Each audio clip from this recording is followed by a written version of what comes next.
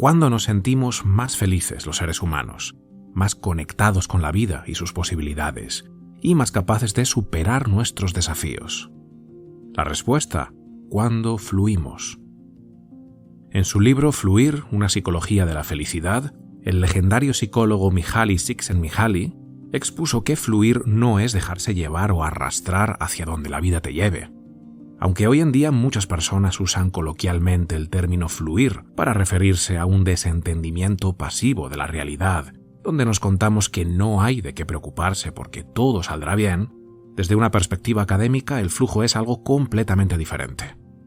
La investigación del autor, para la cual realizó una de las mayores encuestas psicológicas de la historia, reveló que el flujo es un estado de orden en la conciencia que surge cuando nuestro cuerpo, a través de su movimiento, y nuestra mente, a través de la atención, hacen su mayor esfuerzo por superar un desafío que nos lleva al límite de nuestra habilidad, pero que igualmente decidimos hacer voluntariamente porque sabemos que vale la pena.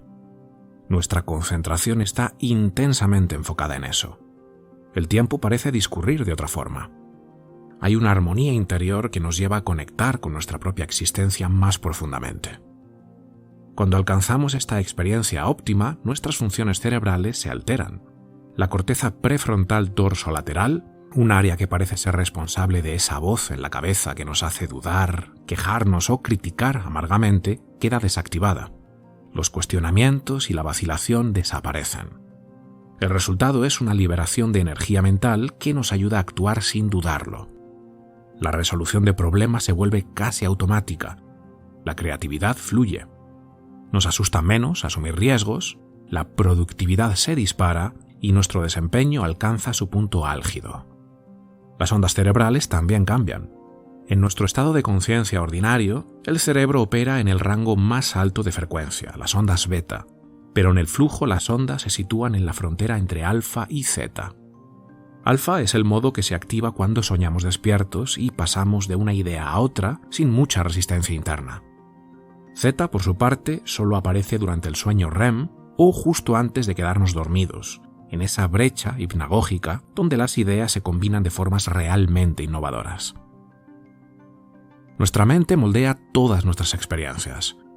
Cómo nos sentimos acerca de nosotros mismos, cuánta alegría somos capaces de sentir, cómo enfocamos nuestras obligaciones diarias, qué tipo de relaciones establecemos con familia, amigos o compañeros de trabajo.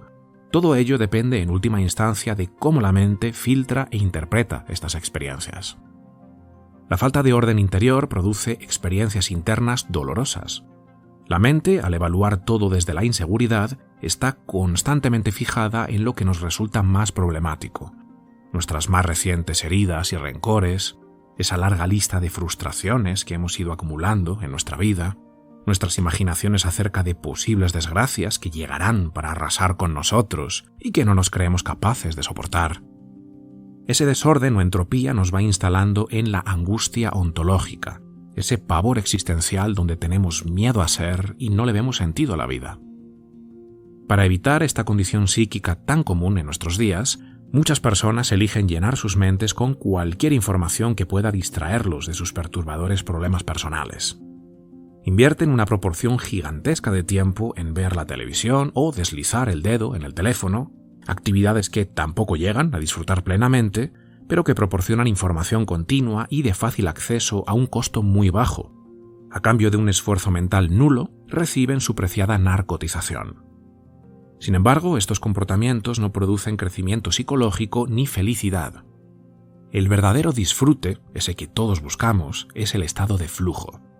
Y tal estado aparece justo en el límite entre el aburrimiento y la ansiedad.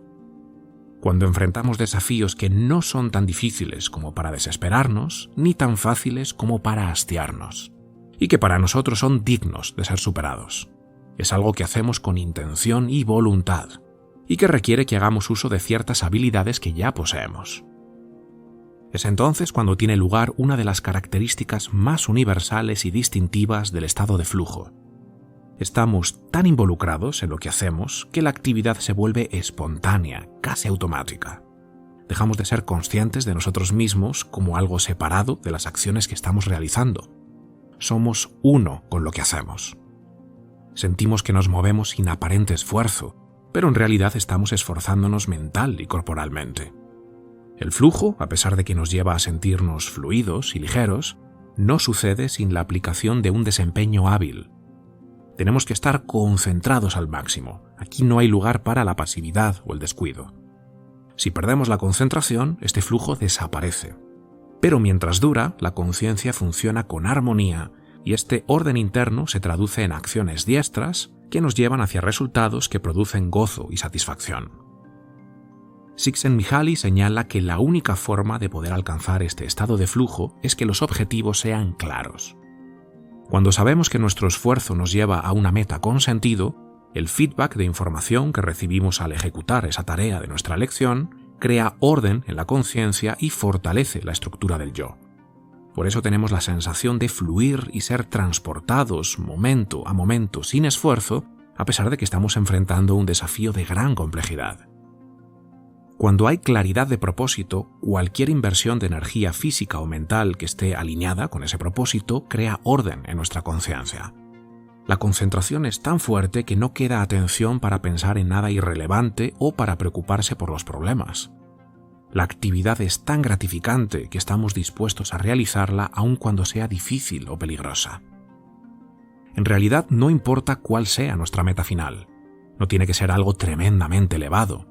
Siempre que proporcione reglas claras de acción y nos presente un camino significativo con el que poder involucrarnos, cualquier meta puede servir para poner orden en los contenidos de la mente, crear estados de flujo y dar sentido a nuestras vidas.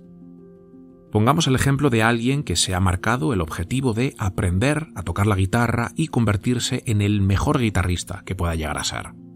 Para esa persona tal meta es significativa, así que ya sabe qué viene después. El estado de flujo surgiría cuando está inmerso en la actividad de tocar la guitarra y se ve forzado a llevar sus habilidades actuales al límite. Tocar los acordes que ya conoce de forma repetitiva produce aburrimiento y desinterés. Intentar tocar canciones que se escapan por completo de su destreza actual tampoco es razonable. El guitarrista debe situarse en el límite de su habilidad actual, justo en ese punto donde se siente positivamente desafiado, facilitando que su mente y su cuerpo estén plenamente inmersos en ello. Se está esforzando al máximo, pero su conciencia, al notar que esa tremenda cantidad de energía está siendo invertida en una tarea alineada con su propósito que le permite progresar, permanece en armonía. El guitarrista está fluyendo.